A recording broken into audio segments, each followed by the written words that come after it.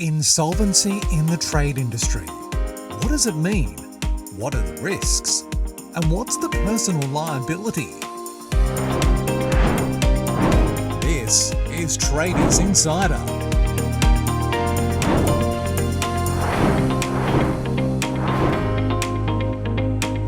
Hi everybody, today we've got a really important forum. We're going to discuss insolvencies in the trade industry. Today we've got Chris Baskerville. Good morning, Bryn. Managing partner at Joe Sutherland. We've got Russ Stephens, co-founder of APB Coaching. Hey, Bryn. And we've got, joining us from Sydney, we've got Paul Rojas, partner from RCR Lawyers. Hi, Bryn. All right, gents. So just to get straight off to it, I know, Russ, you've been in the news a few times discussing the state of the construction industry, and in particular builders. And I know you've been quoted saying that 50% of residential builders are potentially insolvent. Do you want to elaborate on that a little bit further, or what are you seeing out there for residential builders? Yeah, look, insolvency, it's a very kind of grey area, I would say, in our industry. I think a lot of people misunderstand what it means to be insolvent. And we were seeing it a bit more extreme earlier in the year, where the builders were struggling to pay their bills as and when they become due and payable, which is the definition of insolvency. Yep. It has eased up a little bit, but the underlying problem is the bigger issue that we see, and that's not insolvency, but it's the equity position, and that's getting eroded by losses that are being accumulated by builders. And yeah, we've seen in the last 12 months that around about 50% of builders in Australia have lost money in their company, which means their equity is being eroded, and that's going to lead to future problems with cash flow. And how do you think builders are dealing with that, Russ? Like, how do you think they're coping with it? Because we know, interest rates have been going up, cost of living's been going up. So, these builders, generally small family-owned businesses up to bigger businesses, how do you think they're coping with the stress and pressure? Well, they typically fall into two groups, and this is the smaller building companies that I'm talking about now. They fall into two categories. There's the builders that know their numbers and the builders that don't. It's as simple as that. And the guys that know their numbers have already figured this out. They've course corrected, and they're probably having the best year ever now. Their margins are through the roof, demand is high. They're in a very good position because they've cleared all those loss-making contracts that they signed at the back end of 2020 and early 2021. But then we've got the guys that don't understand their numbers as well as they should do, unfortunately. And for those guys, they're pursuing a path where they're just working harder and harder, trying to push out the other side. But because they're on the wrong path, that's never going to happen, unfortunately. So for those, the future is quite bleak unless they change course. Yeah. And look, just to go to those ones, maybe we'll go over to Paul. Paul, if you're a builder, a smaller builder, and your accountant's identified that you're insolvent, what are the next steps, or what are the first steps they do if they come to see a lawyer? Yeah, sure. Any builder should, if they're considering what the financial circumstances are with their company, should sit down with a lawyer for some pre-appointment advice. And the main thing you want to do is minimize your exposure. For example, if your accountant is saying to you that you're trading whilst insolvent, the last thing you want to do is keep trading for a long period of time, because it actually increases your liability for personal pursuit from the liquidator. Yeah, right. And I guess what are the first things that you normally discuss with a builder, in regards to the insolvency part? Well, things you look at for a director of a building company is like, you need to be mindful of certain things that a liquidator can pursue you personally for, any uncommercial transactions, any related party transactions, any insolvent trading. And I guess the main thing for any building company is that the biggest thing you got to consider is that how you're going to maintain your license if you can. Yeah, that's a really good point. And Chris might be a good one to go to on that. Chris, what if you're a builder and you're putting a company into liquidation, what does that mean in terms of the licensing? If you're in QBCC, obviously QBCC is Queensland. In New South Wales and Victoria have different licensing regulations, but yeah, look, Queensland, QBCC, my personal opinion is quite a militant organisation, and they just don't muck around. So if you're going into liquidation, you are becoming an excluded individual or excluded corporation, and basically the licence is about to be terminated. Yeah. So if a builder's went to see somebody like Paul and they've got advice around that, and then it does come down to the fact they've got to put their company into administration, essentially that basically means they'll lose their license. Is that? Yeah, but you don't lose a license today. You lose the license for 2 years. Yep. And you can't be an influential person in another building company for the same amount of period of time. Yep. And you got to think about it that this excluded individual regime is designed to stop stop phoenixing type behaviour, which is, and construction industry was notorious for it, which is I'm going to create a building company, we're going to rack up a heap of debt, and then we're going to bullet that company, put that into liquidation, then we just start the next company again, and a whole heap of debt is wiped out. That's the whole reason why excluded individuals and excluded corporations was introduced. That's why it's introduced. Correct. But in your opinion, actually, this might be a question for us. In your opinion, is that the end of the world, or is it sometimes better for the builder? I know we discussed, previously that some of these builders, they might not be pulling a salary out of the company, or, they've got a bunch of contracts that are not profitable. Should they be that fearful of potentially losing their license for 2 to 3 years, if that's the case? Look, it's easy to say no, but I think a really important point to emphasise for small building companies is the death of a small residential building company is slow and painful. It can pan out over 2, 3, even 4 years. And that's because they're cash flow positive while racking up losses. And a lot of the time, the owners don't even realise the situation they're in, and they keep struggling, pushing forward, hoping to trade out of it. And really, if they had the knowledge of their financials, they could zoom out, they would realise that they are in a hopeless position. So in those instances, it is by far a much better solution for the builder to draw a line under it when they've reached that point, accept where they are, and like Paul said as well, avoid racking up further losses, because I think the reason most builders do continue is because they want to do the right thing. These guys are not crooks. They're not trying to create these Phoenix companies at all. There still seems to be a feeling amongst the general public that's what builders do.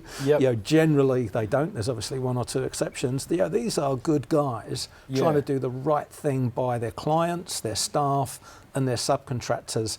And it's that mindset that encourages them to keep pursuing the wrong path. And really, like you say, they should, if they drew a line under it, they would be in a much better position mentally, personally. A mistake I often see is chasing turnover at the expense of profit. So, okay, how am I going to solve this problem? Oh, I'll just keep chasing more and more contracts. But you're now digging yourself into a more and more unprofitable position. And like you said, I think it's right. It takes 2 to 4 years for it to eventually die. Death by 1,000 cuts, I guess. It can be almost like a Ponzi scheme, really, if they're actually growing their turnover to try and trade out of it, because they don't realise that they're losing even more money. And a big factor that comes into play for small building companies is owner's influence. So if you look at the amount of work you do in your own building company, you can't pay someone to come in and work as hard as you or even as long as you on the rate you're probably drawing out of it. So that means your fixed expense ratio goes up, which means if you try to scale up and trade out of a bad situation, you'll actually end up losing more money. So that's another thing to consider. That's a good question for Paul as well, I think. If you're a residential builder and you're sitting on 10 contracts or maybe 20 contracts, but 10 of them are unprofitable, do you have any options to get out of those contracts, Paul? Or once you've got these contracts, are you legally bound to finish these houses? Unfortunately, that's just the market conditions at the moment, where there's been an increase in supplies and labour and so forth. And you got, unfortunately, as Russ said, you got these builders who, they set up a building company and their margin is very slim from the outset. That's the reason why the construction industry has the highest number of insolvency events. And what I've experienced a lot now at the moment is a lot of builders just can't finish a job. They quote on a price on a particular project and they're stuck in a contract unless they legally have an avenue to be able to increase the cost. For example, if they have a cost escalation clause, unfortunately, they're stuck in that position. And the only option is to terminate and face a potential damages claim. And a cost escalation clause, does that mean you're not using your standard HIA master builder's contract? Is that like a bespoke contract where you have to put that in? No, not a bespoke contract. You can always, I always recommend all clients should have an industry standard contract, whether it's a HIA or master builders, but you should be amending those contracts with special conditions And depending on what state you're in, you can have a cost escalation clause inserted or included in your special conditions, which will allow you to increase those costs if a circumstance outside your control, there's an increase in supplies or materials. For example, in Melbourne, the cost of timber has doubled. So how does a builder try to finish a job? He's got 10 particular projects on foot, and he's just now had to deal with the fact that timber's doubled in price. That puts it in position, it eats into the bottom line. And the guys made a good point before about, a lot of time builder will kick the can down the road essentially and go for as long as they can. But if you're insolvent today, what are the risks of kicking that down the road and keeping on trading over the next year or 2 years while you're insolvent? Does that increase your risk, or is the risk the same once you... Oh, it definitely increases your risk. I mean, for example, if you've been trading insolvent, and Chris will be able to confirm this, is that if you've been trading insolvent for a year or so, well, then it opens up a potential insolvent trading claim for all the debt that you've incurred whilst you've been trading insolvent. So, the sooner that you can put the company into liquidation or do some kind of appointment, the better for the director. And so how does that work, Chris? If you've taken on a client and you believe they've been trading insolvent over the last 2 years because they've tried to extend the time from when an accountant said, hey, you might be insolvent, they've tried to extend that out and hopefully things get better. How does that look for the builder if it's a trading insolvent charge? Yeah, I think the first point to make is that if you're a director of a company, you are duty bound under the Corporations Act to prevent insolvent trading. So you actually have a positive duty to stop it, right? Yep. So now we've potentially ignored that and we're moving forward. Like what Paul said, once we've determined, or once a court has determined technically when the company became insolvent, we then add up every single debt created after that date. And we say, thank you, Mr. or Mrs. Director, that is now a personal liability you owe back to the company as a debt. Right. So the longer you trade insolvently, the bigger the debt you're going to owe back to the company in time. Now, that's the civil penalty. There is also a criminal penalty for insolvent trading, which is if you're reckless and dishonest in the process, well, that's potentially you're behind bars for a period of time. Right. So it's pretty serious. Once the accountant says you're insolvent, it's pretty serious to get advice at that point. Yeah. And if you're a director of a company and you've got a family house that you own with your wife, and you start to think, well, how do I protect that house? I guess what does it mean if you've been trading insolvent and that's personal? Does that mean then your house is now up for grabs? Well, your personal assets are under threat. I'll put it that way. It's because the claim of insolvent trading is a personal claim against the directors, and I say plural and singular in the same sentence. So yes, that means if you've got personal assets, they're under threat. They're under threat. They're under threat. And so this is just, I guess, emphasising the fact that when you come in and your accountant said to you, hey, you could be insolvent, and then you go and get advice from somebody like Paul, then you've really got to action that to try and protect your family house if that's your objective.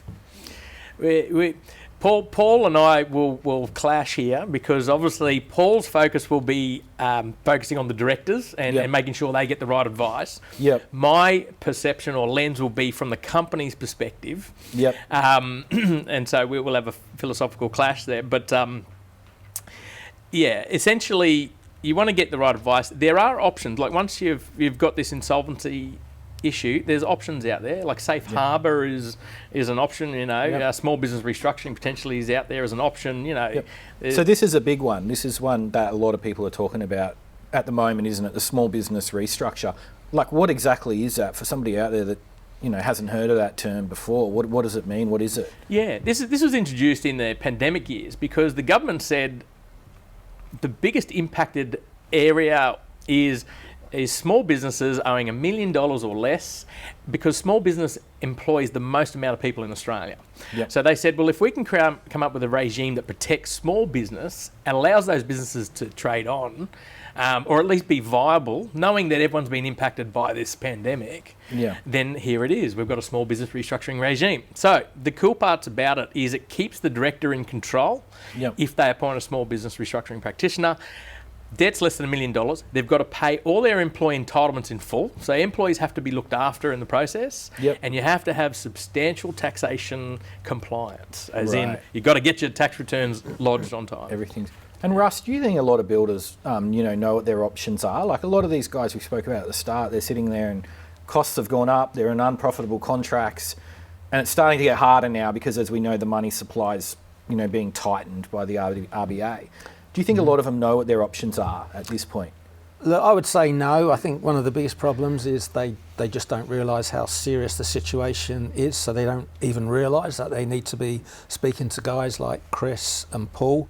Yep. But maybe the ones that do, another factor that comes into play for builders is they sign a lot of personal guarantees. Yep. Maybe not so much with subcontractors, but certainly with suppliers. 100%. So when they sign those personal guarantees, they are putting everything on the line. Now, there may be a temptation to clear those down, but if they do that, and these guys are the experts on this, then they could be deemed as having paid a preferred supplier, which could expose themselves. So, risk, I would encourage builders, if there is black clouds on the horizon, you've got to seek the proper advice. You can't attempt to second guess and try and protect yourself. You've got to speak to the experts. Just to add to what Ross is saying, what I always find with builders, they're just very reactive.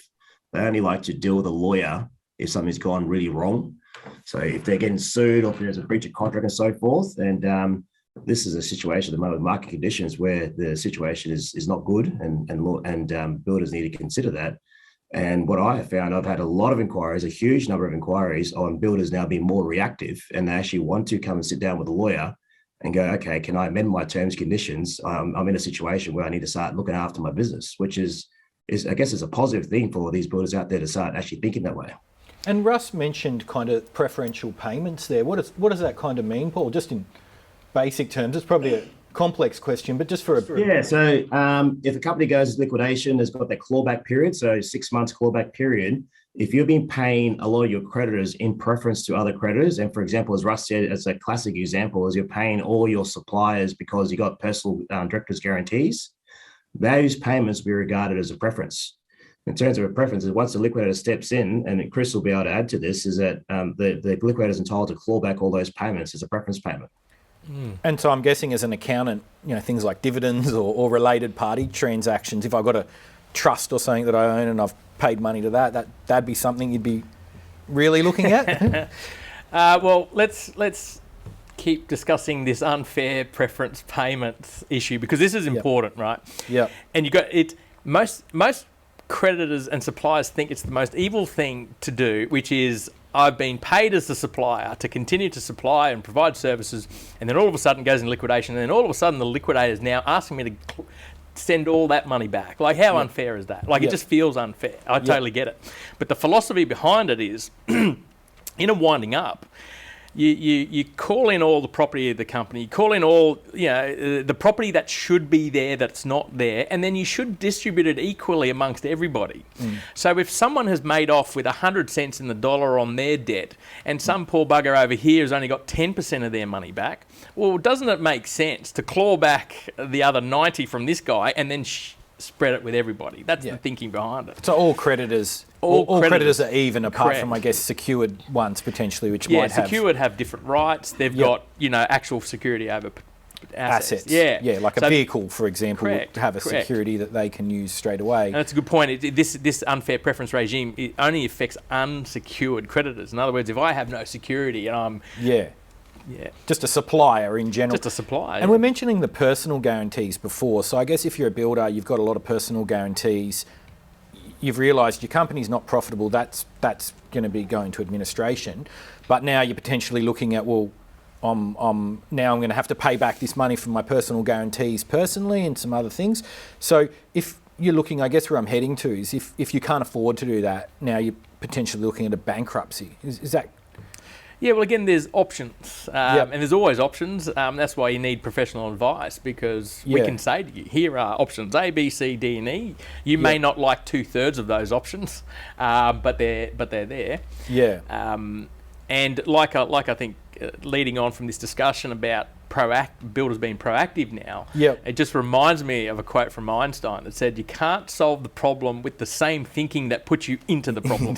Yeah. You know, you've got to change your thinking up, and that's why you get professional advice, because we look at it from an objective perspective. We don't look at it with emotions. We just go, "Well, here's your realities. Yeah. Pick which one." And it's good you mentioned that, because I know you've said this, and I use this analogy sometimes, which is like the bucket, and the bucket's got a bunch of holes in it, and all the water's poured out, and your solution to that is, I'll just pour more water. Water being money, obviously, in this analogy. Correct. But it's a good analogy, because a lot of business owners do that, where they kind of use the same thinking as before, and if I can just get some money in there, I can fix the problem. Correct. But the money was never the problem. The problem was trading or profitability or margins or whatever. It was the business model, wasn't it, really? That was the bucket. That was the real problem. That was a real problem, and that's a problem they never addressed. Mm-hmm. But I just wanted to get back to the bankruptcy point, because I guess there are people out there that are probably really fearful of that. But what does that actually mean for a director, is if then they have to go into bankruptcy? What does that mean? We could spend a few hours talking about it, but bankruptcy is, you've really run out of all options to try and satisfy all your debts. So you basically declare, you just basically say, if you're doing it voluntarily, I can't pay my bills on time, I'm declaring myself bankrupt, and the formula is, I'm going to be forgiven all these debts I've incurred, but at the same time, I'm going to have to give up any realisable asset I might have personally. Right. And I say realisable asset because not all assets are going to be grabbed by the trustee in bankruptcy. Yep. You're allowed to keep home furniture, you can keep a car to a certain value, you can keep your tools of trade. Right. There are some things you get to keep. Yep. I certainly haven't taken over a trusteeship and rolled into someone's house and grabbed their fridge and their two beds and their, So there's life after bankruptcy, is what you're saying. But in terms of, if you're a builder and you've got a builder's license, does that mean then you wouldn't be able to be a director of another company, or you wouldn't be able to be involved in another building company? Yeah, bankruptcy will do a couple of things with the context of building. One, it makes you disqualified from managing a corporation. So once you're a bankrupt, you cannot manage a corporation. So yes, you're right, you can't manage a company. Yep. Number two is that's another excluded individual. So that means you can't hold a building license, and you can't even apply for it while you're a bankrupt, and you're sort of excluded by QBCC for 2 years. For 2 years. Yeah. And so there are time limits to all these things. So like, if I was a builder and I've gone bankrupt, is there a time limit to when I could come back and then run another building company? That's a good question. So bankruptcy typically runs 3 years after you file your bankruptcy forms. Right. So 3 years it runs for. You can get out of bankruptcy. You can do a deal with your creditors to get out early. Yep. Which is cool. Yep. It doesn't always happen. It's like a very small percentage. Yeah. So it runs for 3 years. If you've been a little bit naughty and you're not complying with any of the trustees' requests in writing, the trustee can extend it out to a maximum period of about 8 years. Yep. You don't want to be on that list, and you don't want to be there, but that's what's available, but typically it's 3 years. And once your 3 years is up, then you can go back and become a company director again. Right. And being excluded isn't necessarily a bad thing. After what a builder has been through emotionally, they probably need a break out of the industry for a couple of years. And whether that is working in the industry but for someone else, or doing something completely different. But the emotional turmoil... Yeah, just exactly what Russ just said. Just because you're an excluded individual doesn't mean you can still be a builder. You just have to be working for someone who has a license. So, and I have to say, like, it's not the end of the road for a builder. They just can't have a company and be the nominee and have that license. And I have to say, at the moment, I mean, everybody's aware there's massive staff shortages. So if you're a builder and you're in a building company at the moment and it is insolvent, and you do have to go down that route, it's not like you're going to find it hard to get employment at the moment. You still have talent. You are still an extremely talented person, an engineer that can bring together materials and labour on a timeline, on a budget. Those are skills that people will pay a lot of money for. Exactly. And we're seeing it in the industry. So I think the failure of a building company, it doesn't define you as a person. It doesn't make you a failure. It means you are the victim of a unique set of circumstances that the industry's been exposed to. That's a great point, Russ. That's and it places such a strain on families as well. And this is the sad side, because I know we're talking about options here for builders, but emotionally that's a very difficult thing for a builder to accept, that their building company has come to an end. But if they can just accept that and move forward, it can be the best thing that they do from an emotional point of view. And in your experience, do you think a lot of these guys, potentially, have they been drawing a salary in the last 2 years? I know we spoke about that before. Like, have they been taking the same kind of salary that they'll be making in the open market, or have they been relying off, capital or a partner's salary or whatever else? So, Well, they're certainly not earning what they're worth. And without question, they could probably earn more money working for someone else, especially if you look at it on an hourly rate basis. We ask this question a lot of the time whenever we're meeting with like builders who are not members of the APB. We always ask them to look at what are they drawing out of their building company as a salary and net profit that maybe they're leaving in there, and then how many hours are you working each week. Now if you look at that, times that number by 48 weeks in a year, and divide the amount you're drawing out by that number, what is your hourly rate, and how does that compare to the subcontractors that you're engaging, or even your own staff? And at the end of the day, do you feel you're being underpaid? I've never had a builder tell me that they were being overpaid in their own business. And what does this mean, like, overall for construction? I mean, it sounds to me like if there's a lot of builders, if we're stating 50% as just a rough number is how many are insolvent, what does that mean for construction? Is it just the fact that a lot of jobs are underquoted? Is that the fact, or is it that there's just not enough productivity? Well, the benchmark that maybe a lot of builders don't understand is actually 10%. If you analyse any successful building company, especially the big builders, they're 10% net, and they're typically 25% gross with a 15% operating fixed costs. So these are the kind of benchmarks every building company has got to get to and then exceed. So the simple answer is yes, they are underquoting at the best of times, but when construction goes up 20% a year, over a 2-year period, they haven't got a chance. Even the companies that are quoting correctly, lost money. 80% of builders lost money on a project in the last 12 months. So everyone was caught out, but it's what you do next. It's how you react. And the guys that knew their numbers reacted quickly. They renegotiated contracts before they started, not some of the stories we're hearing in the media where builders sending out variations halfway through. That's not ethical. But the jobs that had been delayed and hadn't started, they renegotiated them before they started. They got good advice from people like Paul. Rather than a lot of generic advice that was out there that's saying, no, you've got to start it regardless. No, you don't. You refund the deposit, you rip the contract up. Those guys protected themselves, and those are the ones that are now back in profit. And so the real story here is like having professionals around you, I guess, that really understand the industry, isn't it? Because I mean, the industry is it's so complex and complicated that if you didn't know that you had to put a cost escalation clause in your contract, you could have or that you could put a cost escalation clause, because a lot of advice out there tells you you can't, but you speak to people like Paul and you understand you can. Yeah, exactly. Yeah, so I guess the thing is, it's seeing someone like Paul early, making sure you've got these clauses in your contracts, making sure you're doing everything legal, and if your business isn't going too well, then there is always life after the business. So it's not the end of the world. It sounds like you might end up talking to someone like Paul, negotiating some of this stuff, or talking to somebody like Chris, and trying negotiating it on that front. But it's definitely not the end of the world. No. I've had a few people in my time, and I often say that I meet one of 3 types of people. So if I had 3 meetings in a day, I meet the first person goes, hey, that's great advice, and they run off into the woods, never to be seen again.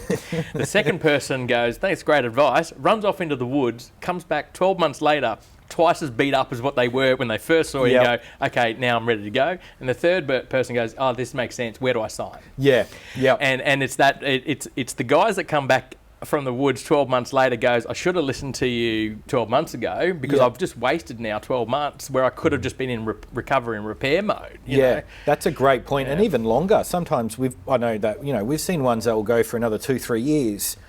And then they end up in the same position, and by then, if you've had exclusion periods or whatever else, they'd be over. It'd be over. So it's the misery during those 2 or 3 years as well that they go through. That's the hard bit. Yeah. So I think Chris made a great point earlier about a director's legal responsibility, and that is not to take their company into a position of insolvency. And that's the reason why it is so important for builders to renegotiate contracts that have not yet started. With costs going up so quickly, they've got to be repricing jobs every 30 days. And working on razor thin margins, if that job is no longer profitable, you have a legal responsibility to not proceed with that contract, which is why you have to look at options of renegotiating with the client or not proceeding with that contract at all and then refunding the deposit. What I'm really hearing is you really need to have people around you that understand this and sit down with them early, because if you're getting advice, the advice is what it is, and I think Chris mentioned before, I mean, there's no emotive part on that advice. It's these are the figures and this is the reality of where you're currently sitting. And okay, if you are insolvent, then we're going to speak to somebody like Paul, and he's going to say, well, these are your risks. Some people might be able to trade out of that, as you said, I think, Chris, and become profitable again or change their contracts. And other people, it might make more sense for them to, go down the route of, appointing an administrator, or potentially, looking at your options on whether you can do a small business restructure or, are there other options that are available to you? Because at the end of the day, I think, the one takeaway is the more you don't face the problem, bury your head in the sand, continue to trade through, the worse it sounds like it gets. And you're not letting down the client either. You're protecting the client. Great point. Great point. And I've had a lot of builders and said that to me. I don't want to let the client down. I don't want to let my subcontractors down. I don't want to let my family down, I guess, but, what do you think about that when they're... Yeah, absolutely. Acting in the best interests of the company is acting in the best interests of the consumer, your subcontractors, and then ultimately your family as well, which is obviously is a top priority. And you should always put them above the consumer and the subcontractor. And Russ, you made the good point before. If you have a building company or any company, and it goes into liquidation, or if unfortunately you do end up in bankruptcy, it doesn't mean you're a failure or you're a failed business owner or whatever else. It's just they're the circumstances that have been put in front of you. I've said to a few people that have gone into liquidation and then subsequently bankruptcy, and these guys were doing their best to run a business and make money and pay taxes and look after their staff. I said, congratulations, bang, you've just earned your MBA. Because you've learnt the hard way on what you should not be doing in business. There's countless examples of there is. It's a learning experience. And you learn more from your mistakes or your failures, I guess, than you learn from your successes in a lot of degrees, don't you? It's always nice to learn from other people's mistakes. But that's why you'd have advisors, isn't it? That's why you'd have a coach, or you've got exactly. It's why you would be coaches, to learn from other people's mistakes rather than that expensive MBA and learn from your own. Yeah, exactly. That's where that mentorship and that coaching and that advising really comes into play, and that's what I see in the industry a lot as well. It's what is it? A smart man learns from his mistakes, but a wise man learns from other people's mistakes. So great saying. That's correct. Yeah, I feel we need to throw in a Churchill quote, because Churchill's one of my greatest all-time legends of the past, right? And it'll go directly to the point of this discussion, which is, if you see danger coming and you meet that danger head on, the danger halves. But if you see danger coming and ignore it, the danger doubles. Yeah, it's a great quote. Meet your problems head on. And it's very topical, isn't it? It's like, if you're out there and you're struggling now and you've got these contracts and you don't know what to do, I think you really just need to get advice early. Meet that head on, and you know what your options are, and then you can action it from there. Yeah, if you get it early enough, all the time you've got cash flow, there is hope for a building company. All right, gents. Well, I think that was some really good conversation we've had here today. And I guess, as we've already mentioned what the takeaways are. So, if anyone does have issues or needs help, just, reach out to either your advisor or one of the people on the panel today. And I'm sure everybody will be happy to help. So thanks for joining me, gents. I think that was, really great conversation. Thanks, Bryn. Thanks, Bryn. Thanks, Bryn. If this content was helpful for your business, make sure you hit the subscribe button and don't forget to click the notification bell. That way you'll get notified whenever I post a video.